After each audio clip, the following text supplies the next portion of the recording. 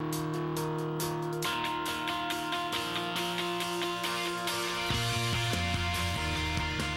and wellness guru Jillian Michaels' style is relentless. You are serving your kids artificial flavors. You're killing them. Jillian's tough love tactics come straight from the heart. Fitness for me, that's how I help people. You grew up in the San Fernando Valley. What are some of your earliest memories from your childhood? I had a pretty sheltered childhood. I wasn't the most active child.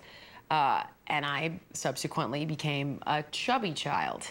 And that didn't become so much of an issue until junior high. What happened?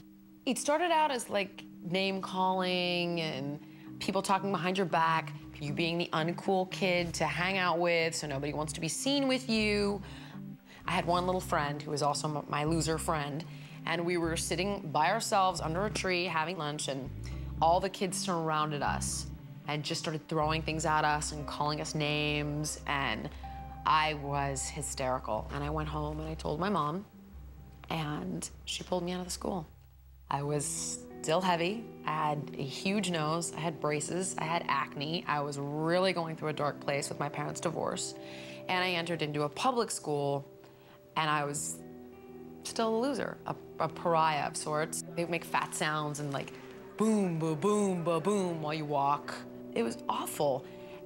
And I also think at that time in my life, I had no awareness that I might at one point be attracted to women. I really didn't. It wasn't in my consciousness. So there was also talk that I was a dyke, and I remember thinking how crazy they were that I wasn't. Walk me through some of those emotions that you were feeling when people would make fun of you. I had no self-worth and no self-esteem, and I just kind of like became a recluse. I didn't want to confront or deal with anything. I was into dark music, and my mom was really concerned about me. There was one time I was sort of like looking for attention, let's be very clear. And I remember being in my room one night at 13 years old, and I was sitting in my bunk bed with my dog, cutting myself. I think I just wanted people to know, like, I'm in some real trouble here. I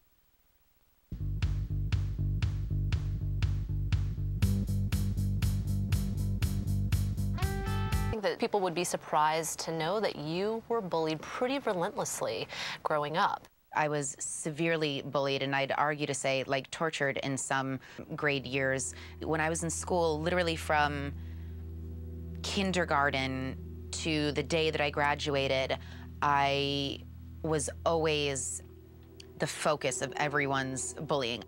I like to say that I was never the popular kid, but everyone knew who I was, because I was an actress since I was 3 years old. Everyone knows you were just on that commercial or that TV show, and that breeds jealousy. And so that's what I had to deal with every single day.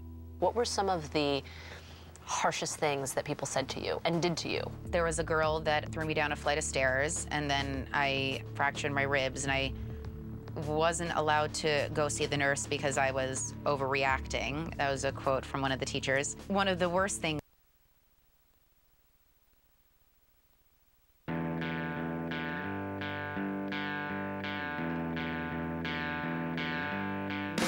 the streets and everything. You see people shot in the streets, you see people stabbed, you see fighting, you see family members fighting. It's really chaotic. It's never felt safe.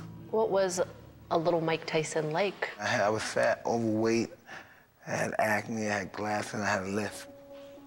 You know, I wasn't the most coolest guy to hang out with at that time and stuff. And you were bullied? They kicked the out of me. They just, whatever they wanted to do, they do it. Hit you with they'll piss on you, beat your ass.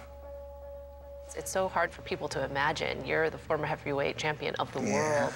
To imagine that you were bullied really severely. That's just the way it is in the neighborhood. It's very violent, and if you can't fight for yourself, you're going to be in a lot of trouble. That's how I learned how to fly birds. I didn't want to go to school because they were bullying me at school, so I said, well, instead of going to school, I can go hang out with the birds. What was that moment that one of these bullies tore the head off the pigeon? Yeah, guys took my bird, and I tried to get the bird back. You know, little kid, man, take my bird back, please. And then do the bird. I was scared even then, but I was mad, but I was still afraid. And my friends were like, yo, man, fight him. And then I fought him back. That was the first time you threw a punch? Yeah, in my life. I was more afraid of the guy that told me to fight him than I was of the guy that I had to fight. I just felt good that I won, and everybody applauded me and stuff. It's like love at first fight. I wanted to fight all the time then, because I got the attention. People thought I was cool. People shook my hand. People noticed me. I wasn't afraid to fight anymore. So would you say that was the turning point for you? Oh, 100%, 100%. So how did you then go from being this kid that was bullied to becoming a world champion fighter? I got in trouble, and I got sent away. So I went to the detention center for kids, and lo and behold, Muhammad Ali comes in there and gives us a special visit. And I'm like, wow. You know, and ever since I said, I'm gonna be like him some kind of way. I'm gonna be something like, I'm gonna give you famous like him, some kind of way. I just knew he was special.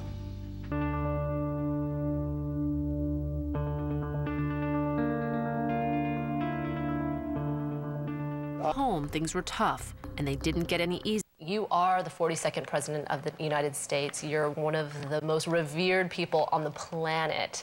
It's hard to imagine that you were picked on growing up. Oh, I was all the time. I was picked on first because I was overweight. And then when I started going to dances and things, which, you know, you want to be cool, I was picked on because I wore uncool clothes. And then when I got to be a big guy, people picked on me because I didn't play football. I was in the band. So I got my fair share of bullying. I did bring a couple of pictures just to kind of bring you back for a second. Yeah, this is me playing my saxophone. You can see I was no skinny kid. And you were called a chubby band geek, right? Yeah, there I am, a chubby band geek. When I was 15 years old, I was 5'10", I weighed 210. When I was 13 years old, I was 5'8" and weighed 185 pounds. Oh, wow. So I was pretty chunky. I weighed then what I weigh now, approximately. And I was 6 inches shorter. What would you say to that young person who is being tormented by bullies, who doesn't have anyone or feels that they don't have any friends or support? I would tell them that they have to maintain control of their own lives. And it begins with how they see themselves, that their life is worth just as much as the person doing the bullying. And they have to see themselves as worthy people. You just can't give people permission to wreck your life.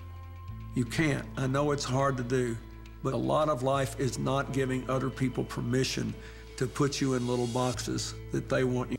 That's the thing I worry most about with kids, actually. I worry about if you're told you're worthless, or you're told you're, too fat, or you're told you're too weird, that it hurts so bad, you get so impacted, you wind up doing self-destructive things, which make it look like the people who attacked you were right when they weren't right in the first place. Nelson. It's like almost every day we're hearing a new story about a young person taking his or her life. Unbelievable. What needs to happen to stop this? Well, first of all, there ought to be in every school some mechanism by which a student observing this can report it anonymously, so they're not subject to ridicule, or they don't get beat up, or something doesn't happen to them. And then there needs to be an aggressive act to intervene. I think every person who's bullying is a person who's dangerously in pain. And so I think any kind of bullying campaign that doesn't address the bullies too is only half-stepping. You gotta do both.